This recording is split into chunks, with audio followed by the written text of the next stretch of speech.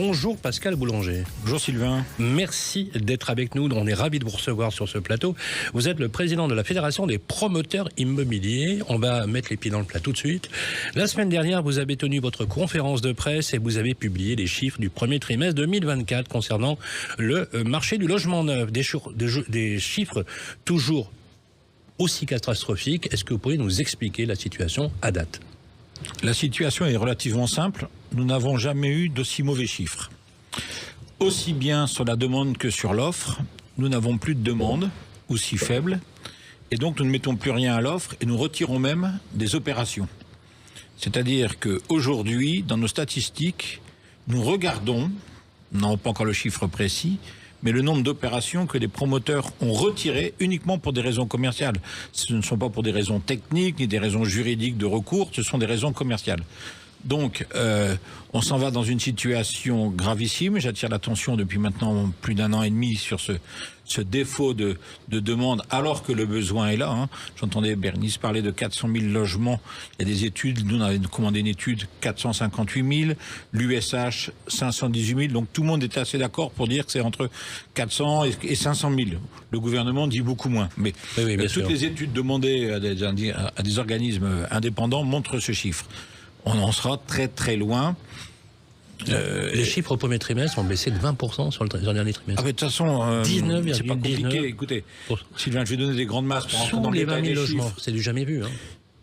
Une année normale, la FPI, Fédération des promoteurs immobiliers, nous réalisons 160 000 logements. L'année dernière, nous sommes tombés à 95 000, dont 40% vendus aux bailleurs sociaux.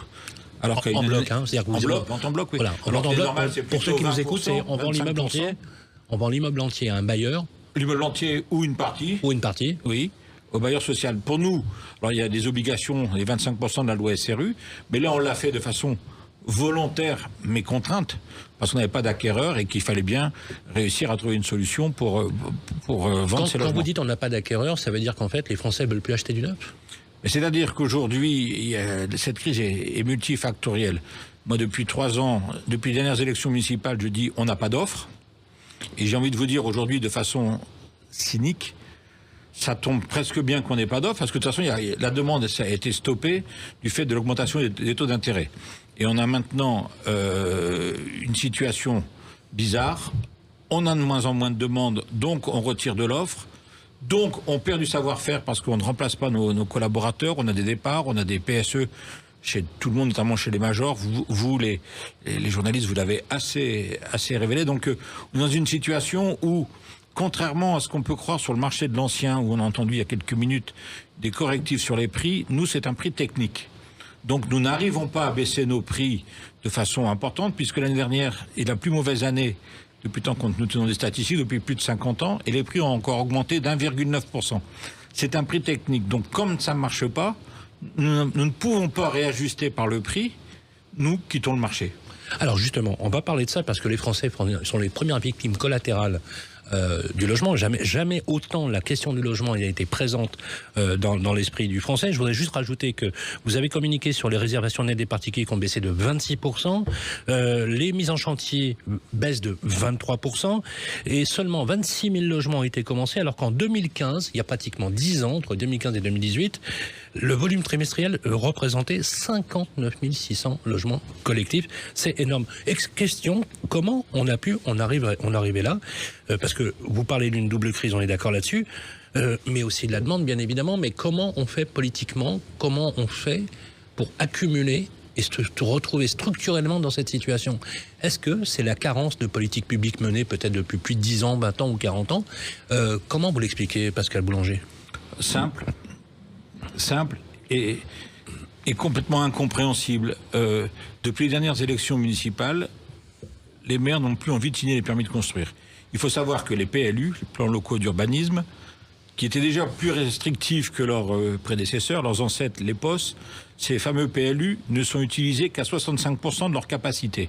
Donc normalement, le PLU, c'est la loi de la constructibilité sur un terrain X. Quand vous arrivez, vous savez qu'en moyenne, vous allez devoir vous négocier, vous battre même avec la ville pour pouvoir au moins avoir 65% des 100% prévus. Donc déjà là, un problème.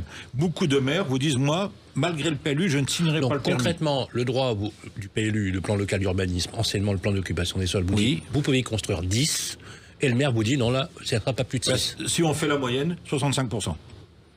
65% de constructibilité. Et pourquoi? Parce que l'acte de construire dérange. Tout le monde a envie d'avoir de l'énergie pas chère, mais personne ne veut d'éoliennes. Tout le monde veut prendre le TGV, mais pas l'entendre près de chez lui.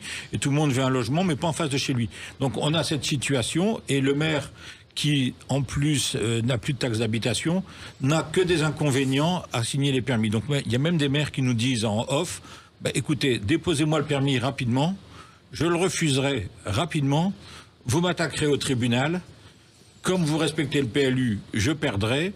Mais au moins, devant mes électeurs, c'est pas moi qui aurais donné le permis, c'est le maire, c'est le tribunal qui m'aura donné l'injonction de signer le permis. C'est hyper cynique. Hein. Ah oui, c'est comme ça. C'est la vraie vie, comme je vous raconte. Alors, pour essayer de répondre à cette crise du gouvernement, on l'a rappelé, notre cher président Emmanuel Macron veut réarmer la France avec la natalité. Hein, c'est bien ça. Hein. Oui, donc, on a sorti les missiles en ce moment, c'est peut-être tendance. Les missiles, justement. Voilà. Hashtag réarmement pour la France, démographie, ça c'est un grand souci qu'a Jean-Marie Bordry d'ailleurs. C'est un peu gratuit tout ça. C'est un petit peu gratuit. Non, mais c'était voilà, on l'adore. Alors justement, vous avez déclaré plusieurs fois que Guillaume Kasbarian, le ministre du Logement, était de votre côté. Oui. Il a présenté sa feuille de route la semaine dernière au Sénat.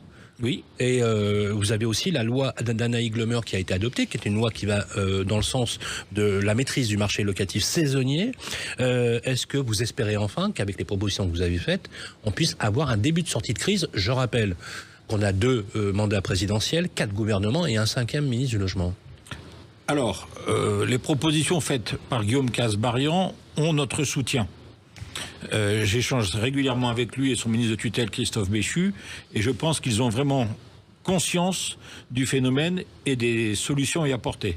Malheureusement, les mesures portées dans ce projet de loi, même si elles vont dans le bon sens, sont totalement insuffisantes.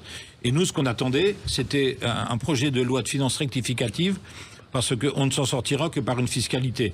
Donc, nous avons proposé des mesures qui rapportaient au gouvernement, qui ne coûtaient pas, mais celles-ci n'ont pas été pour l'instant retenues, et il n'y aura pas de projet de loi de finances rectificative. Donc, il faut attendre la fin de l'année.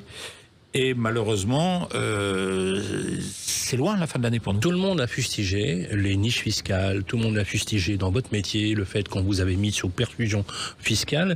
Vous répondez bien évidemment que non, et que vous allez même plus loin. Vous dites, nous, on est plutôt générateur de recettes fiscales, donc vous y prenez plutôt mal. Qu'est-ce que vous proposez de votre côté pour justement relancer ce secteur? Quelles sont les principales mesures, vous, promoteurs, que vous proposez? Alors, il y a plusieurs questions dans votre question.